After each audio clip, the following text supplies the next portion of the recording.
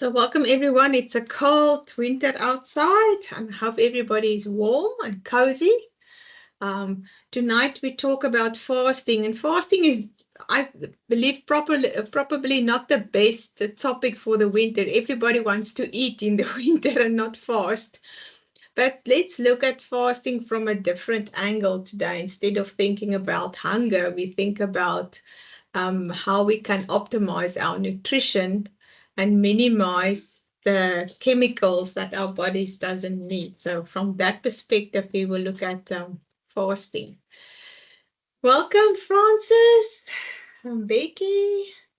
To everyone, I'm glad you are with us. If it's your first time, I'm Ilze. I'm a nutritional and lifestyle coach. I don't count the years anymore, but I've been training my kids since they were very young. So I believe if you're a mom, you also know you teach and teach and teach until they understand. So just want to add the new people. Welcome, everyone. So my business is Life to Live. We believe in rewriting your story. If you don't like the story you're in, then you are probably ready for rewriting your story. And this winter especially, we look at immunity, we look at gut health, we look at everything that strengthens your body from the inside out. And this is the Power Hour. I have a Power Hour every Monday night. When it's not a public holiday, next Monday is a public holiday, then we won't have a Power Hour, but the Monday after that again. So Light to Live Power Hours are there for the public. Anybody can attend, and I put out a few principles of healthy living so that you have the pieces of the puzzle to build yourself and a healthy lifestyle over time. For my clients, we take all the pieces of the puzzle and we join them and build a unique puzzle for everyone who has a specific need. Hi, Queenie. Good to see you as well. So I've been doing this coaching with nutrition and lifestyle. It's a combination of things. It's not only one thing. If nutrition was the solution to all our problems, then everybody was able to be healthy, but it's not. It's one of the core foundational parts of a healthy living, but it's not the only part. So I also look at things like stress and sleep and breathing and a lot other topics in our courses. So today we focus a bit on fasting for your immune system as well as for weight loss. Hi, Renette. Welcome. So fasting for immunity, weight loss, and vitality. If your body is in balance, everything will work together. So you will see your immune system will improve. If you have weight to lose, it will automatically come off and you will feel much better. That's the bigger picture of fasting. So at this stage, you are welcome to put out your video and mute yourself. And if you have any question, you are welcome to raise your hand. And then I will have some time for questions at the end of our session. So when is fasting an option for you? First of all, fasting helps a lot when you struggle with food addiction.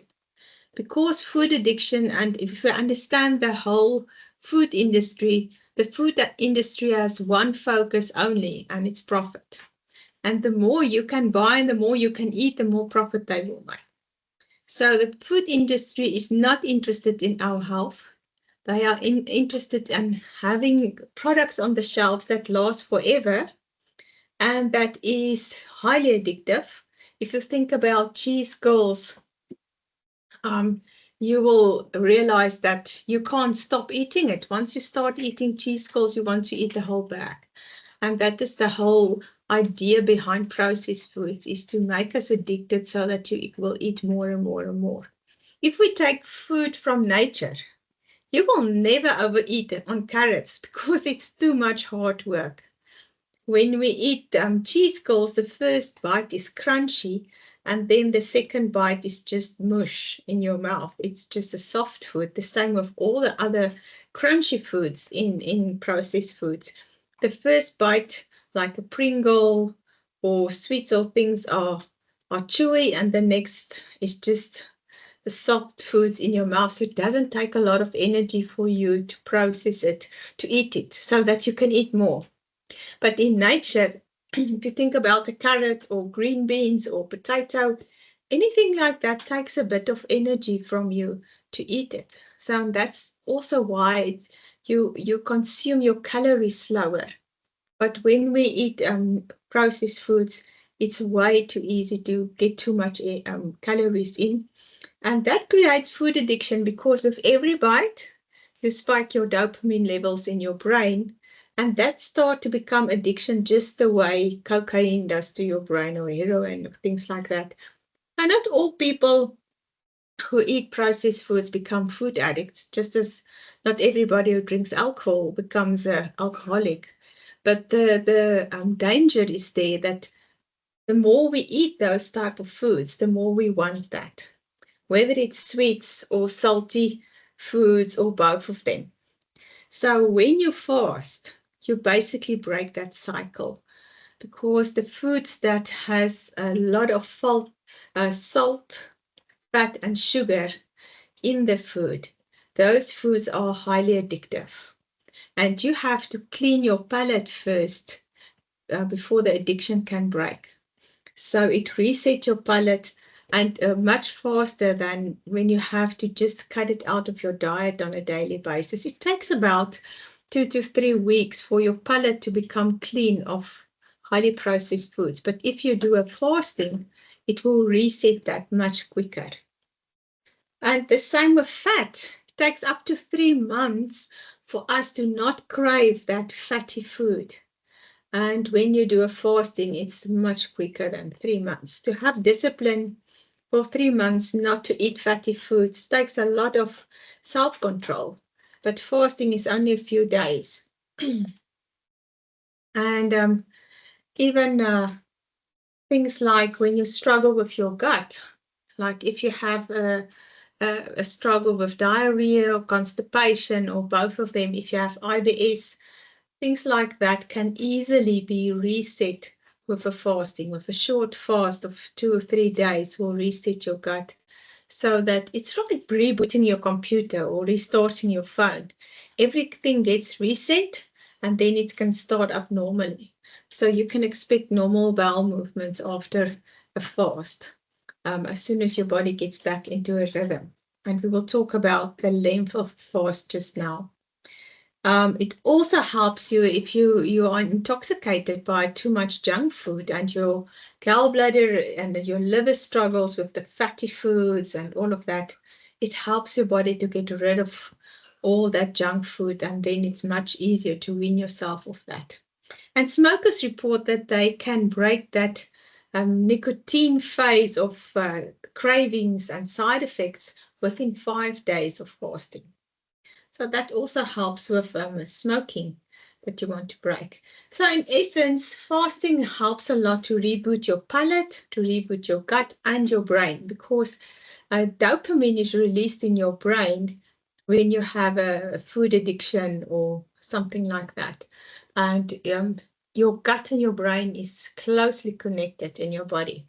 So if you reset the one, you also reset the other one. So when is not a good time to fast? And this is when your body is ill or you're dealing with a chronic disease. Not all people should try a fast on their own. Sometimes it's a bit of a risk for your health. If you think about when you have an upset tummy and you have diarrhea and you're nauseous, you can dehydrate easily. And that's not what we want. That's not the purpose of a fast. Most fasts, you get two types of fast. The one is a water fast, where you drink water only. But then you also get a dry fast. And I would definitely not suggest that, because you starve your body from everything, even the water. So when you do go on a water fast and you have a chronic condition, or you're a diabetic or something like that, it's best done under medical supervision. And don't try that then on your own. Okay, the second reason is when you are undernourished and in nutritional starvation. So I had a client once. She was working in COVID like 18 hours a day. She was under a lot of stress. She said to me that she eat only a little bowl of salad every day, and she kept on putting on weight. Because her body was under so much stress, her body held on to everything for dear life because her body believed she was in the desert and there was nothing. There was only starvation. So in that case, it's not a good idea to fast because your body thinks it's starvation. And then you won't get a good outcome from that. You first have to nourish your body so that your body can see that this is for cleaning out the toxins and not from dying from hunger. Right, and then the third reason is don't do a prolonged fast on your own. Up to 3 days is not bad. Anybody can stay without food basically for 3 days, but more than that, you will feel very weak. And especially if you are still moving or do a lot of things, you are supposed to rest during your fast time. So it's not only fasting from food, but also fasting from the pace of life. So during a fast, the best strategy is to rest. And I always advise my clients to do it over a weekend where you have nothing to attend to. So where you don't spend a lot of energy on doing things or working or things like that, because your brain also use a lot of energy. So when you are doing a fast and the longer fast, you definitely have to rest. I can promise you, if it's your first fast and you try 3 days, day 2 and 3, you will feel so weak you would not believe it. But that's just your body conserving energy to clean out. So it's nothing wrong with that. But yeah, I would not suggest that for a first fast. All right, so what happens on a physical level when you do a fast? And I first have to explain one thing. You have basically two energy systems. When you eat, you're in a digestive phase. That's your sugar burning energy system. So you get your glucose and all your other nutrients from the food that you eat. And your body is busy digesting it and it's giving your energy back to go on with life. When you stop eating, say for instance, you eat your last meal at 6 o'clock at night, and now you stop eating. The longer you are done with eating and don't eat anything else that can lift your blood sugar, your body work through the digestive phase, and when it's finished, it switch over to your fat burning system. So the longer the stretch between dinner and breakfast, the more your body have the capability to go into restoration phase. And we call that metabolic switching. So if you need energy, then your body will take it from your fat. And that's a good thing. So that your body can, you have a, especially as women, we have a higher fat percentage than men. Your body will use the stored fat for energy and give you energy with that. And we call that autophagy. So when you fast for about 17 plus hours, say for instance, you eat your final meal at 6 o'clock, then 11 o'clock tomorrow, then you're in autophagy. Now in autophagy, your body takes all the cells that is diseased and push them out. Because if you think about in ancient times, if you can't find food within 24 hours, you will be in serious trouble. So your body takes all the cells that is diseased and that doesn't help you and just work it out so that your body is lighter and more able to move so that you can find the food in the field. So viruses, especially viruses, can't live in a autophagy phase when there's no glucose. So viruses need glucose to feed on that and to become more. And when you are ill, when you have a cold or a flu, the best thing to do is to stop eating so that you can starve the viruses to death. So that would be a good strategy for COVID. And if you think about any time that you have a cold or a flu, and your appetite goes away. You can't taste food. That's your body telling you, stop eating, please. I want to fight the fight. I don't want to work on food digestion now. So, especially when you are ill, stop eating food that's difficult to process, like heavy meats or sweets or junk food. Then it's a good time to focus only on smoothies and soups, vegetable soups that's easy to digest. So that's the best advice I can give you for winter is the moment you feel a cold or a flu coming on, stop eating and then just rest it out. That's the best for your body. Then you can make a quick rebound. All right, so then we get different types of fasting. So intermittent fasting is when you stop eating at a certain time, say for instance 6 o'clock tonight, and don't eat before tomorrow morning 8 o'clock. So that is about 14 hours without food. So then you have a 10-hour feeding window and a 14-hour fasting window. So if you are used to eating at 7 tonight and then 7 tomorrow morning, it's okay, it's 12 hours. Most of your food will be digested by then. But if you can stretch it a bit, then your body go into autophagy and it cleans out all the disease cells. And what I see with my clients on my programs, if they apply the principles of the 16-8 intermittent fasting on a daily basis, you can see their skins improve. They have beautiful satin-like skins because your body is able and have enough time to work out all the waste elements in your body and to metabolize that dead skin cells and then regenerate new cells. So 16-8 feeding window is actually a very good thing. But you can't start with a 12-hour and suddenly just jump to 16 hours. It's difficult. So rather do it slowly, implement that slowly.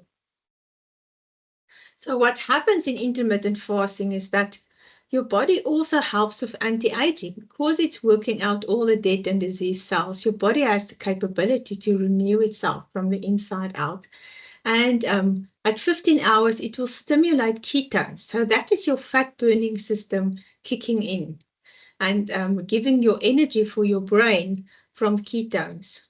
And it helps to clear up brain fog. What most people tell me is that when they're in a fasting state, their brains work much better. Why is that? Because your body doesn't have to work hard on digestion. It can only give you all the energy for your brain to think clearly. So it's a very good idea to not have a big meal when you have to work on something very hard with your brain. Actually go into a fasting state, into writing exams or doing difficult things in the morning. And it will also stimulate growth hormone to help you stay younger and stronger, and it lowers inflammation. Remember in the old days before there was medicine and doctors and a lot of clever people with clever solutions, there was only food or not food. So when your body has a resting phase, it lowers the inflammation from possibly the food or the environment so that your body can rest. Because if you fast long enough, your body will tell you to rest. And if you listen to that, your body will clean out all the disease cells and you will feel like a new person when you get back into action again. So let's talk about a few types of fast. The intermittent is every day you eat, but you eat within a certain feeding window. Then you get the gut reset fast, and that help your gut, your microbiome to reset itself, to reboot itself. And when you are 24 hours without any food, water only, then it starts to regenerate stem cells. And the stem cells is very important for your body for healing. So that stem cells can go anywhere to your body where it is needed. So at 24 hours, your body starts to produce those stem cells. And then the food that you eat, if you eat healthy food, can build a healthier microbiome in your gut that strengthen your immune system. And it also affects your mood because your serotonin, that's part of your brain to calm down your neurons, is made in your gut. So 95% of that is made in your gut, in your digestive system. So it helps your mood to lift as well, and it helps to normalize your bowel movements back to normal.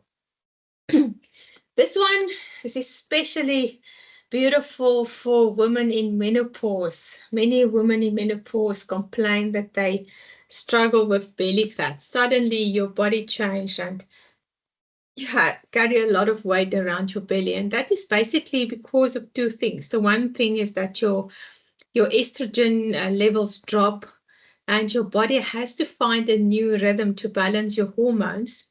And because of that drop in estrogen, and maybe also because of high stress levels like cortisol, your body store now the fat around your belly. And then you struggle to get rid of that. So a 36-hour fast will really get rid of that fat around your body. But there's a condition. You should not be in starvation mode. Your body should have enough nutrients in your cells that it is capable to clean itself out. Otherwise, it will hold on to the fat. So very important, the strategy, how you do that. But the 36-hour will typically be eat your dinner tonight, skip tomorrow, and then you eat again on Thursday morning, your breakfast. So that's a typical 36-hour fast without eating anything. And then the 2-day one is a dopamine reset fast. This is especially good for people with mental problems in the sense of feeling blue and depressed and their whole dopamine system, or you have a food addiction that you want to break. This one is actually a good one to reset your palate, to reset your dopamine levels back to normal. Because if we eat a lot of sugar and we have high insulin levels in our blood, then your dopamine levels is high and it's not normal for your body. And you crave all these sweets and things that you were used to. So when you do a 48-hour fast, you actually break that cravings. And then you experience the taste of food much better than before. It also increases your antioxidant production because your body knows, okay, now I have to really produce food that is important to the body. Just need my glasses, I can't read here. Okay, you used to do a Becky 48 hours every Monday, but now are struggling. It's hard when you have to work and do a 48 hours. I tip my hat for you. It's not easy. So, yes. So let's move forward. And then the ultimate one, if you have a real health problems like cancer and things like that, this is the best one. If you can do this on your own, I've tried the 72-hour only once, but it was crazy. I would not suggest that you eat your first meal again at night, because after 3 days of no food, your whole body is in a resting phase. So when you eat you break your fast at dinner, you will be wide awake for the rest of the night because you kickstart your body back into action. So you really have to think about this one if you want to do it, and start with a light meal. But what's beautiful about the 3-day one, it is your white blood cells reboot themselves again. And this is for your immune system, and especially for people with chemotherapy, cancer patients, it will strengthen your immune system. And then your stem cells go to every part of your body. And that's what we want. It even goes to your skeleton and your bones. So this is where the deep healing occurs.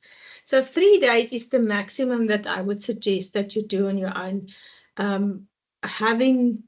Just knowing that you start from a healthy perspective, not from a bad perspective like diabetes, where your blood sugar and your blood pressure and everything is not normal.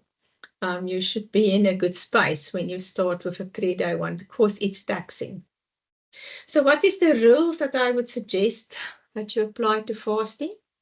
The one is the whole purpose of a fast is that you don't lift your blood sugar levels above that you don't kickstart back into digestive phase. You stay in your fat burner phase. So you don't have anything in your tea or in your water that can rise your blood sugar level. So no honey or sweeteners or anything in your teas. And then also you break your fast with a light meal or a smoothie. It's not a good idea to break your fast with a steak or a large piece of meat, especially the longer your fast, the lighter your meal, because you give your whole intestines everything a rest. So don't kickstart it with something heavy, rather a light meal like a salad or a soup or a smoothie, just to give it a slight nudge to get back into action again. And then don't indulge after the fast. Don't break your fast with eating all the nonsense that you've been trying to clean out.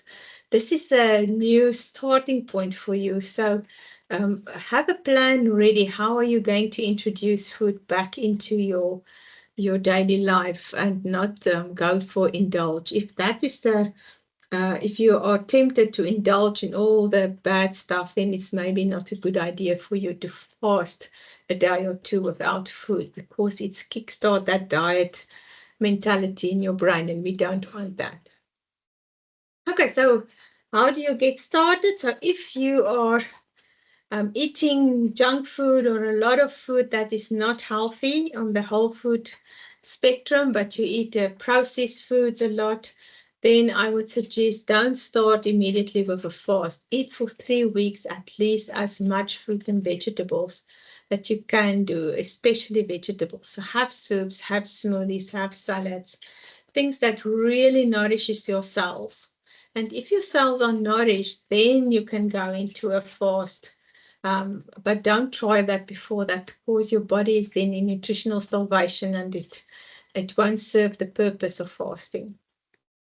So the very first thing that you can do is to tell yourself, I'm only going to eat my meal times. I'm not going to snack in between, because snacking, we don't count the calories when we snack. It's just something here and something there.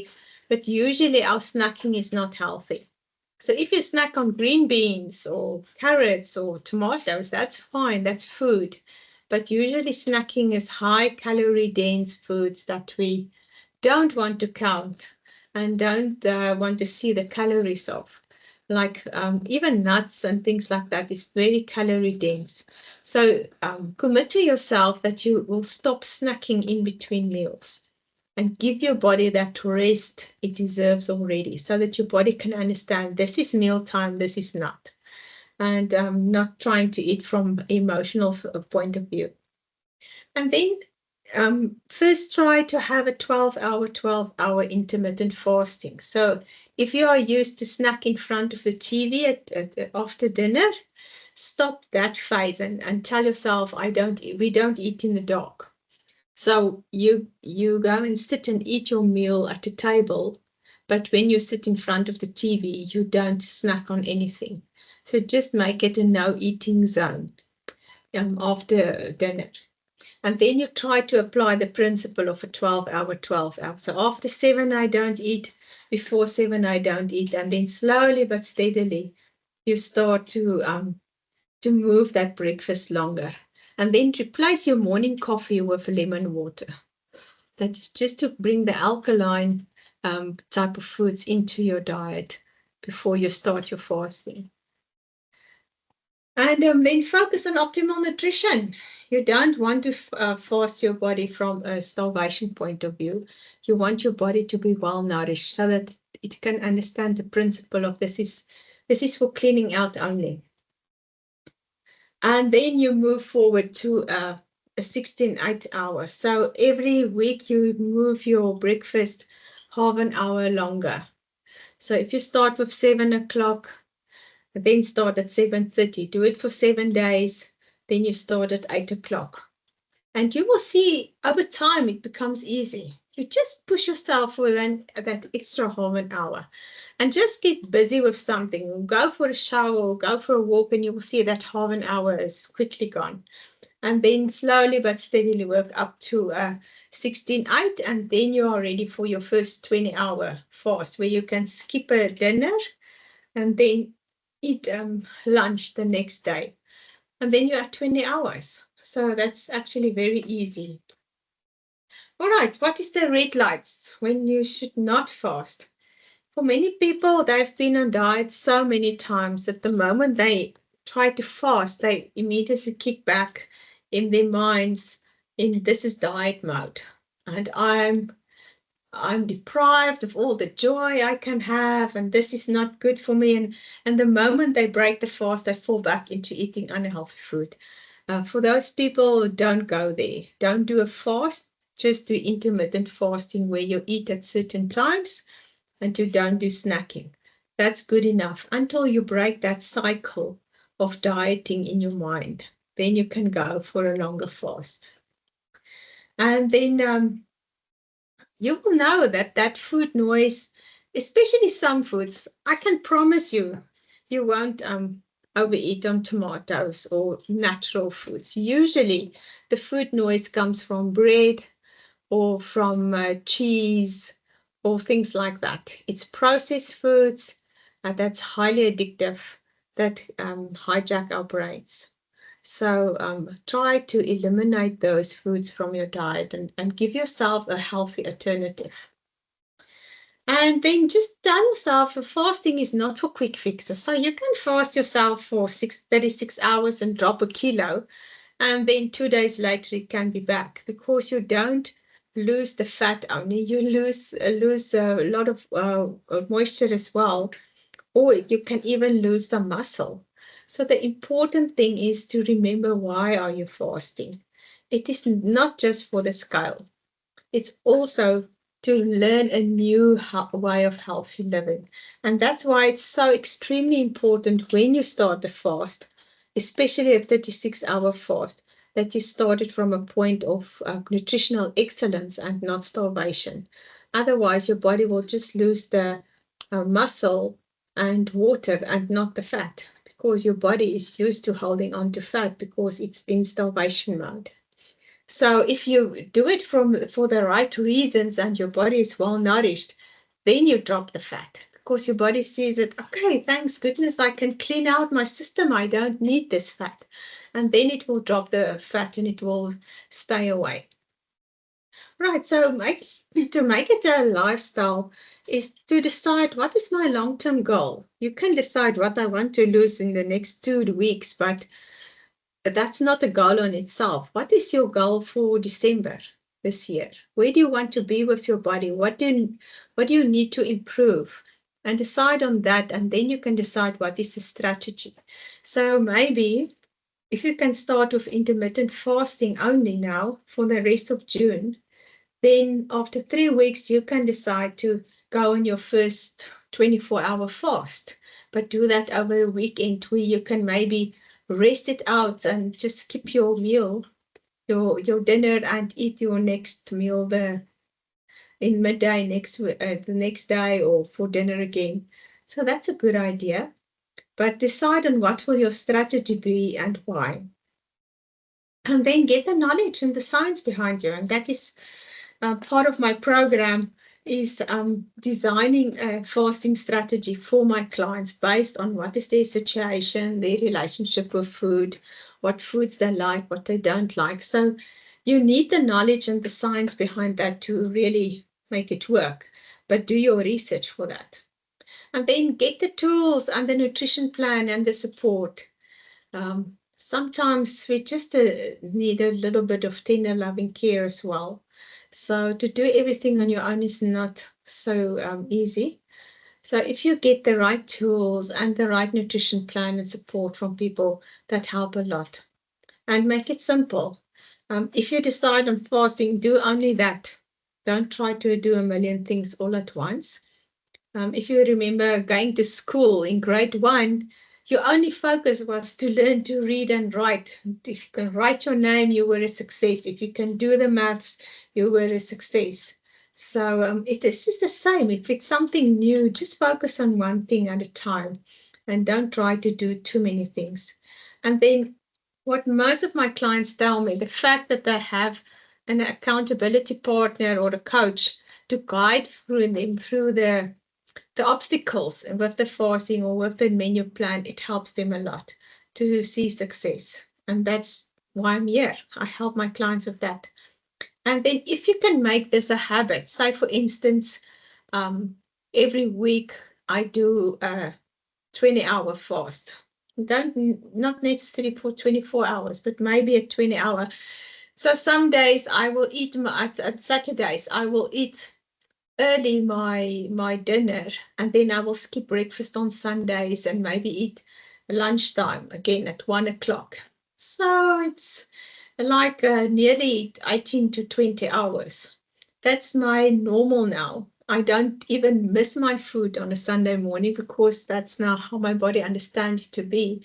But it helps your body to get some time of rest to clean out and get rid of toxins. So if you are consistent with that, that become your normal and it's not difficult anymore. And then celebrate small wins. Every week that you have finished with clean eating, eating good nourishing foods, fasting, stick to your fasting schedule, that's a good week for you. So, and celebrate that. I think especially women, we are so hard on ourselves. We don't give ourselves the good news that we need to hear from our own lips, that actually you've been good and disciplined and well done for you. So this is one of my clients. She was in menopause. She was a diabetic. She struggled with her health and sleep and everything. And with the program, I helped her with a practical plan. And she lost 32 kilos over 2 years. And this is on her daughter's wedding that she lost so many weight and feeling a new person. I still have contact with her. And one of my other menopause clients have been struggling so long with weight. And within 3 months, she lost her 10 kilos. Her husband lost 8. They are traveling life and enjoying everything. Debbie's with us. Debbie always is so disciplined and focused and committed to the process and sticking to the principles. Well done, Debbie. And Karen got rid of her autoimmune disease with being consistent in what she does and just applying the principles. And Morena wanted to go on an overseas trip, but she couldn't. She couldn't walk. Her feet were, she had osteoarthritis and she was in too much pain. But after doing the program, she became healthy. Her pain went away and she could go after COVID on her trip and even riding an air balloon. Lovely, adventurous woman. She's now 80 years old. And Martha also got rid of her extra weight, her menopause weight. So this is part of my menopause program. For every type of program, I have a different strategy depending on who's my client, what is their specific needs. But in my menopause program, I incorporate the principle of fasting because fasting works wonders in menopause. So I design a menu plan according to my clients' needs. And when you have a gut issue, that's also one of my programs where I apply the principles of fasting. So no matter what your specific needs is, I look at the content of your goals and where you want to go. And then I apply some of my principles that I have a whole toolkit full of ideas and strategies to help my clients achieve their goals. But my menopause program is just one of them. So my question to you is, will you take the next step? And I have a short little video to show you. This man was a diabetic. He had a heart attack. He was in a real bad state and he couldn't get rid of food addiction. He was a total, complete food addict and he wanted to get his health back, but he couldn't. He went to a doctor for an interview and the doctor told him, you should only eat 2 times a day, 10 o'clock and 4 o'clock. This doctor is a real cowboy. He was never 1 gram overweight in his life. He's not a food addict, so he don't understand the complexity of food addiction. And this man was so devastated. He was crying in his hotel room and said, well, then I'm going to die because I can't do that. I'm too much of a food addict. And one of his final resorts was to go to a center in America where there's a Dr. Alan Goldheimer, where they fast people up to 40 days under medical supervision. And this is his story. It's 50 minutes long, so I believe you will enjoy this one. I'm going to share it with you. Here it is. Hey, I'm back. It's good I to did see it. you, John. I did it. I did what you told me to do. So, what do you think? I started off, I was one of the people that couldn't do it, that couldn't get it done. Without being put in jail. Be done. Tell me about your jail. Like, It's totally true. I tried to fast on my own. I tried to avoid the pleasure trap on my own. And I'm like on this susceptibility scale of food addiction, which I guess that can be a real thing for some personality types. Well, they call us the True North Health Center the last resort for a reason. Yeah. Because, not everybody can pull it out without a little bit of support, without a little bit of help. It's tough. We live in a world designed to make ourselves fat, sick, and miserable. So to overcome that pleasure trap and to be able to beat all the forces of evil is a great challenge. But the proof is, it can be done. You're a living example of that. They also say you can't do it, but even if you did do it, you can't sustain it. Yeah. And the real test is, can people achieve that level of health, and then can they continue indefinitely with that? And so, Well, that's my challenge. I've continued so far after the fast, and not perfect, just little ups and downs, but in general, I wouldn't be here, unless I was just applying the principles. But I thought, tell me about what you think might have happened during my fast. I was trying to go for 40 days, and then remember I got gout really bad. Yep. And Vince was here, we were shooting, and I was active, I was working on my computer, and you were saying that all that activity, I could have been catabolizing some of my own muscle tissue? Well, sometimes what happens in fasting, we have to rest. When we don't rest, we have increased need for glucose. The only place that glucose can come when you're fasting is from muscle. So what happens if you're too active, you not only have the minimal level of glucose needed to sustain brain activity, but now you've got to have more glucose necessary to maintain muscle activity. And when you put too much load on a person in fasting, sometimes you start breaking stuff down faster than you can keep up with it. And if you're mobilizing materials faster than your liver and kidneys and everything can keep up with it, sometimes it lets you know that you're overloading your capacities. And I was detoxing on top of that. Sure. Plus I had a low genetic ability to process uric acid in general. So I got gout. Like, I didn't get big toe gout, I got big boy gout. Big boy gout, yeah. So the moral of the story is, though, particularly if you have those predispositions, you have to play the game straight, which is rest, hydrate, not let yourself get overloaded. But that's never kind of been your primary modus operandi, to do everything mellow. And, I didn't rest. And the gout I got went up to my knees, my insteps, my ankles, just all the way up to my legs, to where I couldn't move. Eventually, it forced you to rest. It forced me to rest. I couldn't even pee. I couldn't even get up to go to the bathroom. Yeah, that was and very that's entertaining. that's when you had to pull the plug and say, if you can't go to the bathroom, we got to take you off the fast. And there's no question. Once you get into that whole cascade and get behind the 8 ball, you can't continue to push. No. So that was 32 days, but I stayed for another month to really learn how to eat. Right. Now tell me what you think. I felt that my cravings were really, really diminished for the supernormal stimulus food, for my fast food, my chips and my chocolate and all of that stuff. Even though they would come, like, Doug talks about the cram circuit and the spontaneous recovery. Right. And I've had a few of those, but my overall, it felt like it go down. What do you think we know about gut biome? Do you think I reset some of my gut biome? Well, we're actually just finishing a study here at the True North Health Center now on changes, for example, in taste neuroadaptation. We know, for example, cravings for like salt. If you put a person on a low salt diet for about a month, that the palate itself begins to change. Yeah. We know that with fat, it can take as much as 3 months for people to neuroadapt to where they're not feeling hungry all the time, even though they're getting enough calories. 3 months. But when you fast, those changes, we believe, happen much more quickly. And so when you fast somebody, most patients, by the time they're done fasting, they can taste the natural sodium in things like chard and kale that they wouldn't have even noticed before. I actually, at the beginning of my fast in the first week, I had a dream about a bag of Doritos that was the size of a pillowcase. And I was like, a lucid dream, one of those ones like at 5 in the morning. And I plowed all the way through the thought of them. And I remember in my dream going, oh no, I broke my fast, I broke my fast. You know, but then I woke up and I'm like, oh, thank God, I'm still, day 5. It's actually very common for people to have Is food it like dreams. salt? Sometimes they'll even crave things that they don't even normally like, even before they made the adaptation. So it was really vivid. I mean, the bag was this big, But at the end of the fast, literally, I dreamed about chard.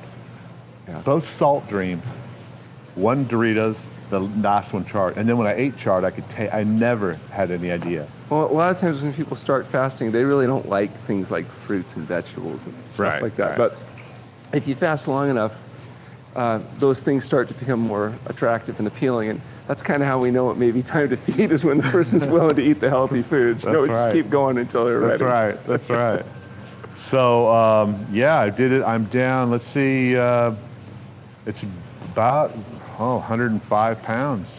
Yeah, and 105 pounds really shows. You can really tell the difference. It's like... There's no faking that. Yeah, it's not Photoshop. And I got a lot more energy and, the stories. And I want to collect some more people's stories, because that's what really inspires other people. Sure. One more time. Like for me, it was just, can I do it one more time? Can I get out one more time? And if I can do it, if I can do it, anybody can do it. And that's kind of the message. I would say that that's a very valid message, that it would have been as difficult for you as it will be for most people that you're going to come across. You had enough things to overcome, enough, reasons why nobody would believe that you could do it. And of course, now the issue is sustaining that improvement, rebuilding your body, turning it into the new you. That's the whole another level. I'll have to say though, I'm much more optimistic from here forward than I would have been from back to this point. So tell me, like, you know Larry, and Larry got me going on this project, and I'm coming in to interview you, and you see me come in. I had these boots. I burnt my feet. I mean, what did you think? Well, I thought it was going to be... Because you're a cynical guy, I thought it was going to be very entertaining. And I had this big project, right? Yeah, I thought it would be very entertaining. I could tell you were going to make a good faith effort. I wasn't absolutely convinced that it was going to be smooth sailing with you, but the fact is that you've done really well, and it's in part because this approach actually works. Yeah. If people work the system, it works. Yeah. And difficult as it is, and you've had your own challenges, and you'll have probably additional challenges going forward. When the overall trend is consistently, people are willing to kind of conjure up enough energy in order to stay moving in the right direction. Yeah. So for me, a lot of stress will still push me hard towards snack foods or junk foods. Yeah. Well, that's what we tell people, stress is like Christmas. It's better to give than receive. So we try to get people to be generous. To give stress, not be on the receiving end of stress. It's better to be what we call a stress donor. Okay. Than being transplanted stress too. Right. One of the things that made it particularly difficult for you is you've chosen to be involved in kind of high stress activity, because you're traveling all over the place, dealing with all the challenges of being on the road.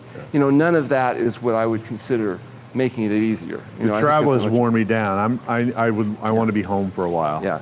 If you can nest up and sequester yourself in a safe environment, I think success percentages are going to be much higher. Yeah. You've kind of done it the hard way, where you're running all over the world, and that's probably not what I would advise. No, I got to cool it down. So let's get into a little bit of advice for some people at home. For those that maybe are not in a position yet to come to True North Health Center for 10 days or 20 days or 30 days or 2 months like I did, what can they do at home? Is there short-term fasting, intermittent fasting, all of this? In fact, you've just finished a book on fasting, the definitive guide, right? Essentially. So the first thing I think is that people need to remember that health results from healthful living. Yeah. So if you want to get the rewards, you have to pay the price. And the price is healthful living, which involves diet, sleep, and exercise. So you have to make a commitment to control what you put in your mouth. And from our viewpoint, that means a whole plant food diet that's free of salt, oil, and sugar.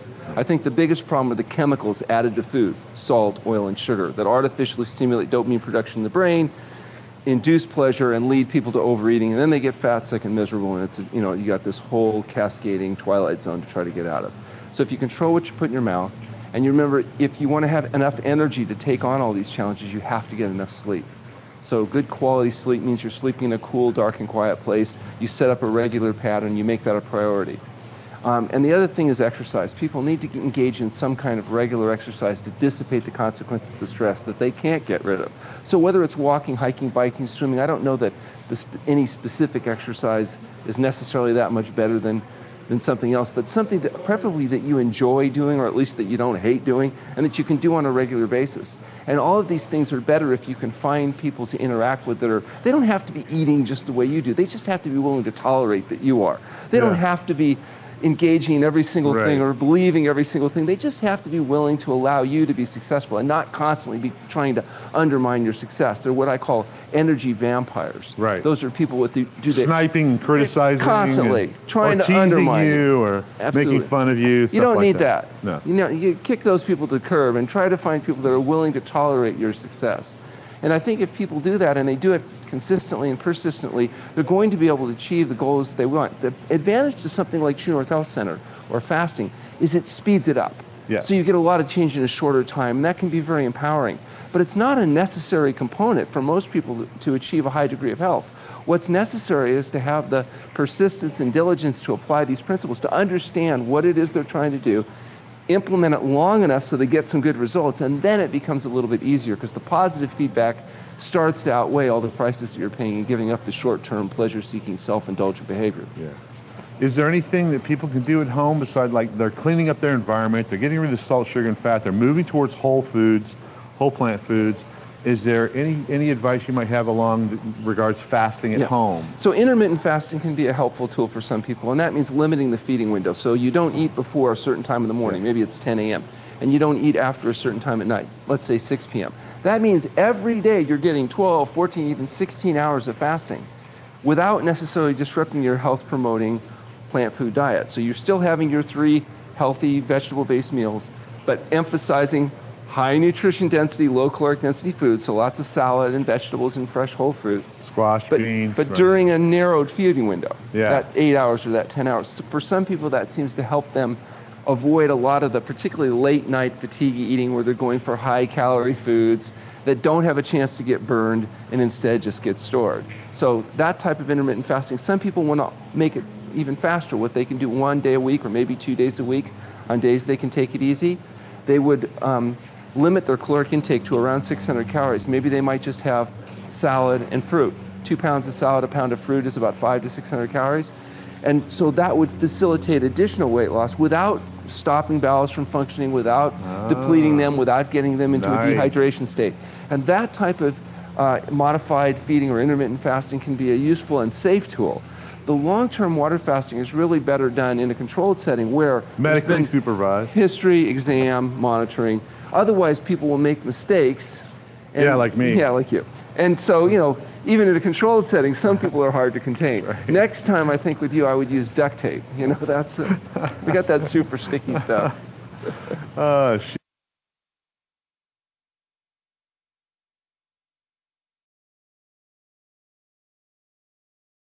Okay, people, I see that we are running out of time. The rest of the video, I will send the video link to you. The rest of the video will talk about research and the research center. Long time ago, fasting was something that you do not do. So this Dr.